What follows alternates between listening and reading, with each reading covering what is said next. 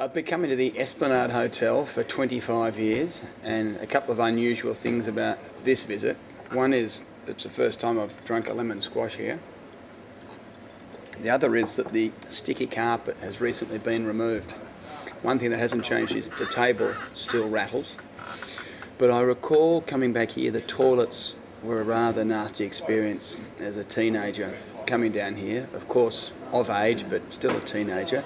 And one night I had a particularly urgent need to get to the men's room, and there are 3 toilets in the men's. There's still 3 here today, and back in those days only one had a door, and it was about half a door with no lock, and the only way you could close the door was to get a reasonable amount of toilet paper and wedge it between the door and the door jamb, and that was your security.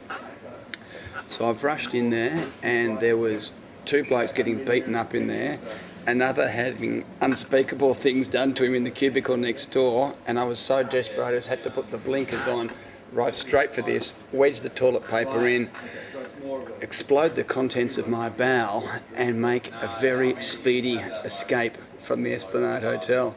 And I would have to say it's probably the scariest moment of my life. I now come back here with my children for a beer before we have dinner at the Japanese restaurant next door, which they quite enjoy. So things have changed quite a bit over the years, but I still love to sit in the front window at the Espy on a hot afternoon and enjoy a nice cold beer. Well, I think the St Kilda character is constantly evolving, but it always seems to have a bit of a leading edge feel to it. I mean, that sort of moves around from different streets to different parts of the suburb, but I think you can always come down to St Kilda and it's a bit of a, particularly in summer, it's a real mecca for people. The first day of spring that looks like it's going to be over 25, there's gridlock, everyone's walking around in bare feet and thongs and singlet tops, and women are wearing not much, and the guys are down here for a perv, the cars are revving up, there's rubbish everywhere, the beach is loaded with people having cans, kids are diving in the water. You know, this is 25 degrees, often in sort of early November, but it's sort of the sense of anticipation. I think it's a place of mind, if you will, particularly in summertime for Melburnians. And the same, you know, the days start to get a bit shorter.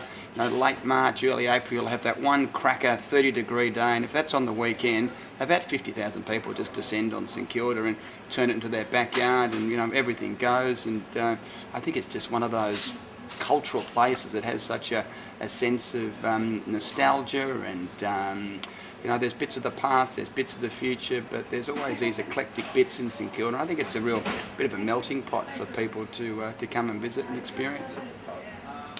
Well, I think the great thing about St Kilda, you know the crowd's going to be. I mean, some people, you know, carry on and go, oh, the St Kilda Festival, it's one day a year, you know, get over it. Just get out there and enjoy it and be part of it. And yeah, look, the traffic's a snarl, everything's packed, you can't get a seat anywhere, but the thing is, that's the deal. Hot day, St Kilda summer, get ready for it. So you either nick off the night before and you're not a part of it, or you get in here and you embrace it and you get in the crowds and you know, push for a bit of elbow room down the beach, and you know, you do all those different things, or you can't go where you might normally go, but that's the fun of it, and that's, you know, one of the I think the great joys of St Kilda.